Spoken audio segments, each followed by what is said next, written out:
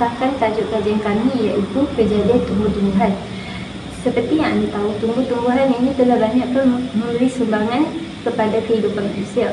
Selain itu, tumbuh-tumbuhan ini juga dicipta bagi memelihara ekosistem alam sekitar.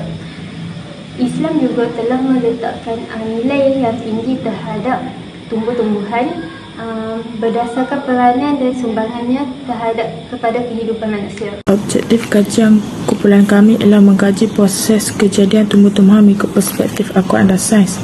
Objektif yang kedua ialah mengkaji proses pertumbuhan kurma yang disebut dalam Al-Quran dan hadis, dan objektif kajian yang terakhir ialah mengkaji kesan penebangan hutan jika tidak terkawal.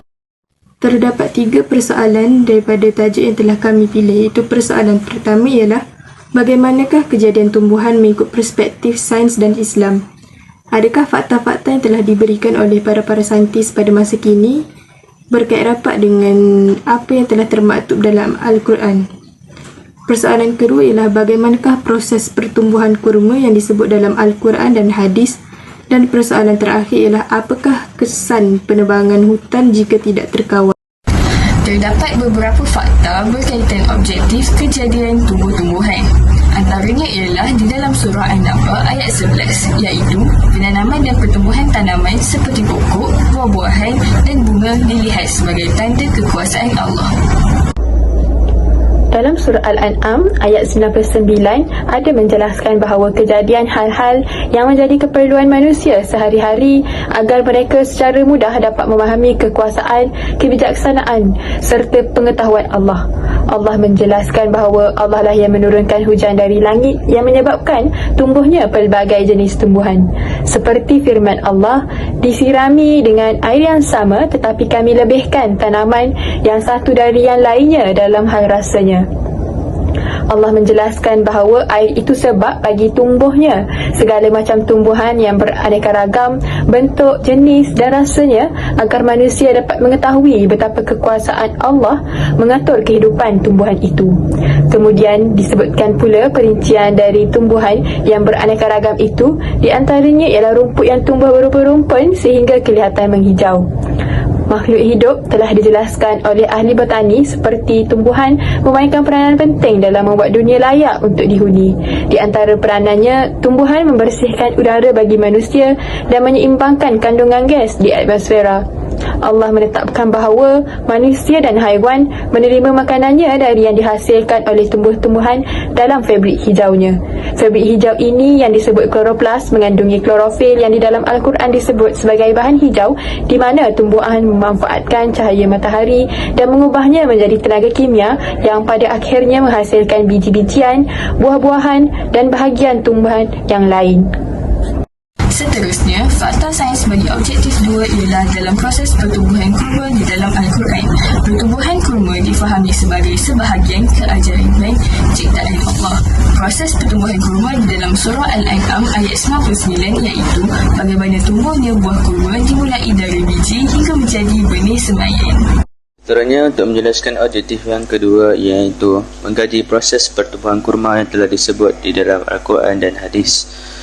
Kita boleh ambil contohnya daripada surah Al-An'am ayat 141. Antara ayatnya yang boleh dipetik berkenaan dengan kurma adalah, dan dialah Allah SWT yang telah menjadikan kebun-kebun yang menjalar tanamannya dan yang tidak menjalar, serta pohon-pohon tamar dan tanaman-tanaman yang berlainan bentuk, rupa dan rasanya.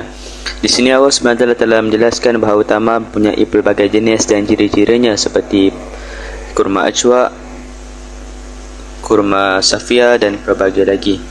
Dan seterusnya Allah telah menyambung ayat tersebut dengan, dan makanlah daripada buahnya apabila ia sudah berbuah. Ianya telah menjelaskan bahawa kurma melalui proses tersendiri daripada sebuah pohon yang biasa, muncul daripada mayang-mayang kurma, bentuk, rupa dan rasanya semua berlainan, dan apabila ianya telah matang barulah ia boleh dimakan. Yang terakhir ialah fakta sains bagi objektif 3 yang mengkaji kesan penebangan hutan dalam perspektif perspektif Islam. Penerangan hutan yang tidak terkawal dapat memberikan impak negatif melibatkan ekonomi. Penerangan hutan yang berlebihan akan mengakibatkan kerosakan ekosistem tumbuhan. Islam juga mendorong seseorang itu untuk menjaga keseimbangan ekosistem sebagai sebahagian daripada keadilan sosial. Seterusnya untuk objektif yang ketiga iaitu mengkaji kesan penebangan hutan jika tidak terkawal. Isu ini adalah isu semasa di mana seperti yang kita lihat antara kesannya adalah banjir. Banjir yang berlaku pada waktu ini adalah salah satu risikonya disebabkan adalah kesan daripada pengembangan hutan itu sendiri selain daripada angin monsun timur laut. Kita boleh jelaskan melalui apabila hutan telah ditebang. Apabila banyak pokok-pokok telah ditebang, maka tanah akan terus kepada langit. Apabila hujan yang turun berterusan menyebabkan struktur tanah akan menjadi tepu dan paras air di dalam tanah akan meningkat. Hal ini akan menyebabkan tiada kadar susupan di dalam tanah, dan apabila hujan itu berlalu, maka kadar larian air permukaan akan terus tinggi, akan menggalakkan kejadian banjir. Kita juga boleh kaitkan dengan peningkatan suhu yang tidak terkawal.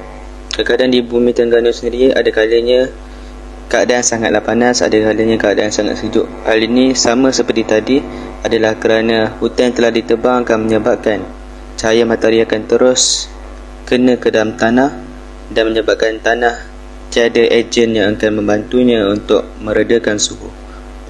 Hal ini akan menyebabkan peningkatan suhu akan ekstrim mendadak dan menyebabkan berlakunya pelbagai risiko seperti demam dan pelbagainya. Dari perspektif Al-Quran, kejadian tumbuh-tumbuhan dijelaskan sebagai salah satu tanda kekuasaan Allah dalam penciptaan alam semesta. Al-Quran menyebutkan berulang kali tentang keindahan dan kepelbagaian ciptaannya, termasuk tumbuh-tumbuhan. Dari perspektif sains, tumbuh-tumbuhan melibatkan proses fotosintesis di mana tanaman menggunakan cahaya matahari untuk menghasilkan makanan. Ini adalah proses yang dijelaskan secara terperinci oleh ilmu biologi dan kimia. Sains memberikan pemahaman tentang struktur dan fungsi sel-sel tumbuhan serta interaksi kompleks antara faktor-faktor ekologi yang mempengaruhi pertumbuhan mereka. Secara keseluruhan, perspektif Al-Quran dan sains dapat disatukan, di mana sains menjelaskan mekanisme fizik kejadian tumbuh-tumbuhan sementara Al-Quran memberikan dimensi spiritual dan keagungan dalam pandangan tentang ciptaan alam semesta.